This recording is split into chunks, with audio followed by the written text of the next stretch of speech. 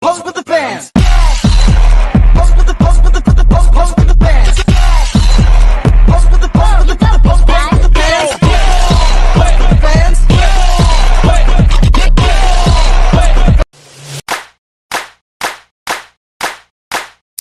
Kelompok kami memilih situs Batu Kalde sebagai tempat penelitian karena tempat ini menarik perhatian kami dan memicu rasa penasaran kami terhadap situs Batu Kalde. Meskipun jarak dari situs ini cukup jauh, tapi kami tetap ingin pergi ke sana karena penasaran dengan sejarah situs Batu Kalde. Untuk sampai ke situs Batu Kalde, kami menempuh perjalanan sekitar 3 jam dari rumah. Berangkat pukul 6.30 dan sampai lokasi pukul 9.30. Selama perjalanan, kami menempuh perjalanan yang sangat jauh hingga akhirnya kami sampai di Pantai Pangandaran dan disuguhkan dengan pemandangan yang sangat indah. Namun, untuk sampai pada tujuan, kami harus melewati perjalanan yang cukup melelahkan. Setelah sampai di Pantai Pangandaran, kami langsung menuju ke cagar alam dan masuk, lalu membayar tiket masuk sebesar 20.000. Tetapi, pada saat kami akan masuk, kami melihat banyak sekali hewan monyet. Dikarenakan kami takut dengan hewan tersebut, jadi kami memutuskan untuk menyelinap masuk mengikuti rombongan lain agar bisa sampai pada lokasi yang kami tuju, yaitu situs Batu Kalde. Situs Batu Kalde, kami langsung masuk, dan setelah masuk ke dalam situs Batu Kalde, kami meminta izin untuk melakukan wawancara mengenai sejarah situs Batu Kalde. Dan setelah diizinkan untuk melakukan wawancara, kami melakukan wawancara dengan juru pelihara yang berada di situs Batu Kalde. Berikut ini adalah rekaman wawancara yang berhasil kami lakukan. Assalamualaikum warahmatullahi wabarakatuh. Kami di sini akan melakukan penelitian mengenai situs Batu Kalde. Dan pertama-tama kami akan memperkenalkan diri dahulu. Kenalkan, nama saya Fauzia Febrianti Putri. Nama saya Deca Sri Rahayu. Nama saya Fitri Nur Ainin. Nama saya Naila Yusriah. Dan ada satu rekan kami yang tidak datang, yaitu Sri. Oke, kali ini saya bersama dengan... Kebetulan nama saya dari dulu sampai sekarang nggak pernah berubah. Namanya itu aja. Jangan karena namanya itu aja. Jadi sudah familiar, dimanapun pasti paham. Nama saya itu Agus saya. Saya lahir di Pangandaran. Orang kadang kan karena sok Pangandaran gitu ya. Saya lahirnya di sini. Kalau di sini Cagar Alam ya. Kadang di Cagar Alam itu yang lahir saya jadi. Kalau saya orang Pangandaran, notabene asli orang Pangandaran, lahir di Pangandaran. Kebetulan desanya juga desa Pangandaran, kecamatannya Pangandaran, kabupatennya Pangandaran, provinsinya Jawa Barat, Indonesia. Terus apa yang mau ditanyakan sama Neng? Jadi yang pertama itu tentang asal-usul prasasti dari Batu Kalde. Kalau asal-usul prasasti Batu Kalde di sini itu sebetulnya banyak versi, tapi ada versi yang kami yakini bahwa Batu Kalde ini adalah peninggalan dari Kerajaan Galuh. Kerajaan Galuh di sini bukan Galuh dari Ciamis ya. Kalau Ciamis itu Galuh Pakuan. Kalau di sini namanya Galuh Pangauban atau Kerajaan Pangalengan. Di sini dulu dipimpin oleh seorang raja namanya Prabu Manggalarang, putra dari Prabu Haukuning, keturunan Prabu Galuh Pusaka. Beliau di sini ini sebetulnya karena Galuh itu beberapa kali berpindah-pindah ya, dari Tasik, Sukapura sampai ke Galuh, Pakuan yang di Ciamis, sampai Galuh Pangauban di sini, ada Pakuan Pajajaran.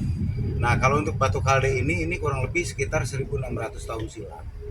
Jadi Batu Kalde atau Kalde ini memang bukan tunggangan sebetulnya, peliharaan Dewa Siwa.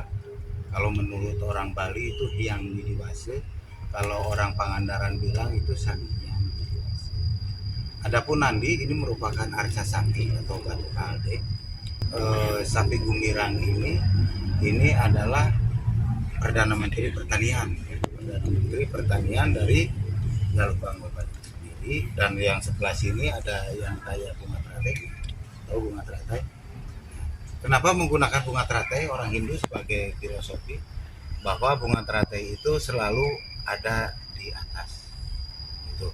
Jadi berapapun temperatur airnya mau di atas mau di tetap dia selalu ada di atas air. Berarti selalu ada di atas. Atau dikenal dengan nama batu Padmasana.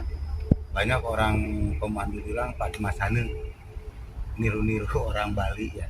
Padahal orang Bali itu juga sebagian ada yang keturunan dari kerajaan Sunda kecil. Jadi saya sebagai orang Sunda tidak memanggil atau tidak menamakan itu Padmasana, melainkan Padmasana, batu teratai.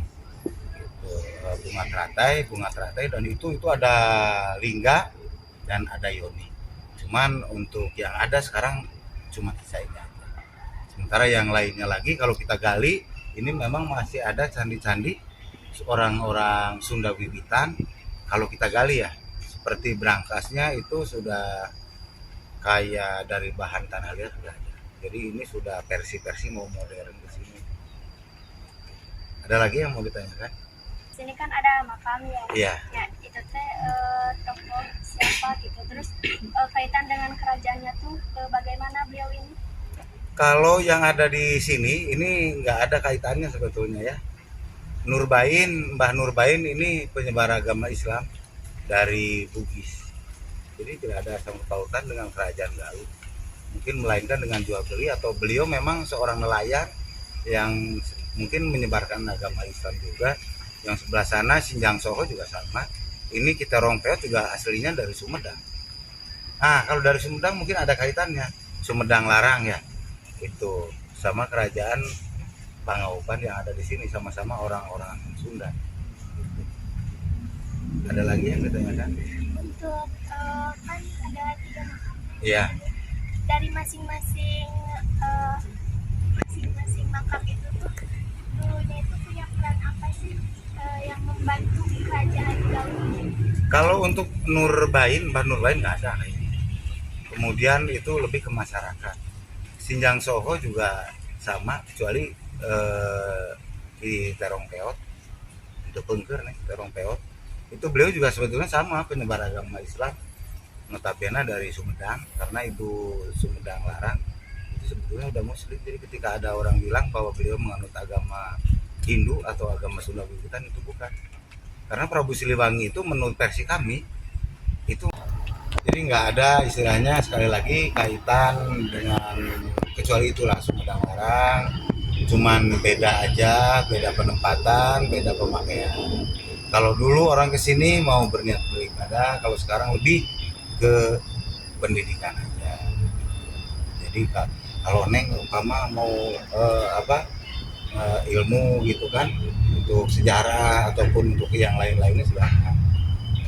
Dan memang tidak sedikit juga orang yang di sini memang sembahyang, orang-orang yang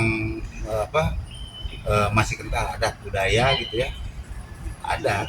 Kalau yang Jaroh yang secara kayak orang-orang Islam gitu ya, ada di Ki Sumedang itu, Dewi Sumedang Larang kita Rompeot ada itu. Biasanya dia tawasul, kalau kata orang Indonesia ya tawasul, hadoroha ada. Ada juga yang pakai hinyo, pakai Om Swastiastu ada. Kalau dia memang niatnya mau ibadah gitu kan. Sama semua kuburan, bukan sama kuburannya tapi sama Nandi, Padmasana dan lingganya itu. Sama yoninya gitu. Yang lainnya enggak ada. Terus ada lagi yang kita. Kenapa dinamakan sebagai situs Batu Kalde? Batu Kalde itu keledai. Keledai itu sapi. Sapi itu hewan yang disucikan oleh orang. Jadi itu kembalian di situ. Jadi kenapa dikasih nama Batu Kalde itu sebetulnya penyebutan orang dulu. Kalde itu keledai itu sapi.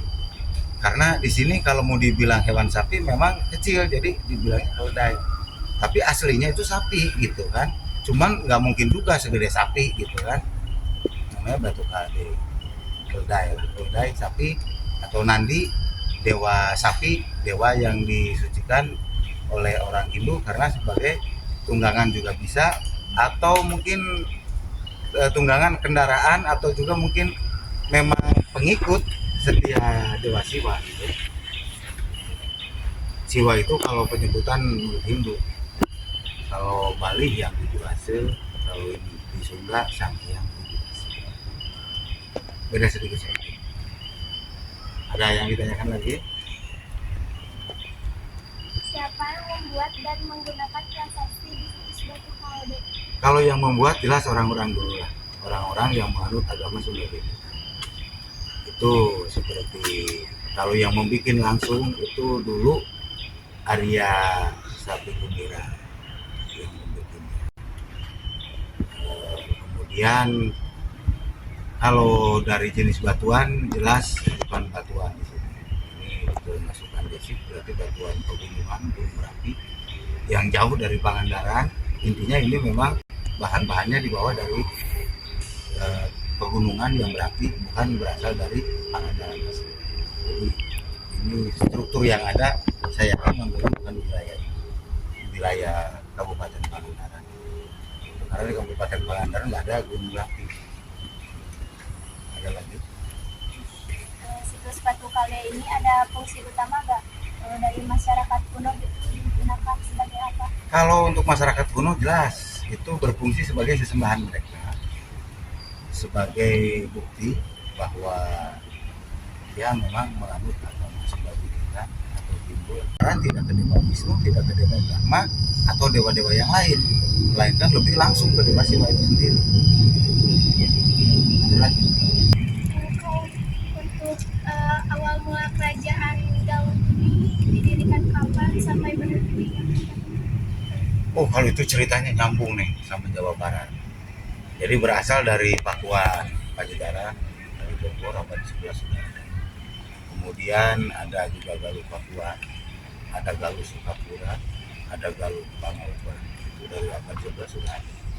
Seperti di Ciamis Arya Jaya Bupati yang nyandang gelar Sang Hyang Tapa. Beliau yang membuat motor Mahayuna Ayuna Kadakuan. Itu kurang lebih dari abad 11. Jadi yang dulu kerajaan Sunda itu memang berpindah-pindah, cuman di sini berpindah-pindahnya ini tidak semua kerajaan Sunda yang berpindah-pindah, karena ada juga kerajaan-kerajaan kecil kayak di Pangandaran. Ini kerajaan kecil, kerajaan Galuh Pangauban, dan dipimpin oleh seorang raja Kanda Galante, berarti raja kecil yang bertanggung jawab ke kerajaan Galuh besar. Situs Batu Kalde di Pangandaran, peninggalan kerajaan Galuh Pangauban sekitar 1600 tahun yang lalu, merupakan tempat pemujaan Dewa Siwa dalam agama Hindu Sunda Wiwitan. Situs ini sekarang dimanfaatkan sebagai tempat pendidikan budaya atau sebagai wisata budaya. Situs ini memiliki luas sekitar 20 hektar dan masih menyimpan banyak artefak yang tertimbun. Hal ini mencerminkan perpaduan tradisi antara tradisi Sunda, Hindu, dan Islam.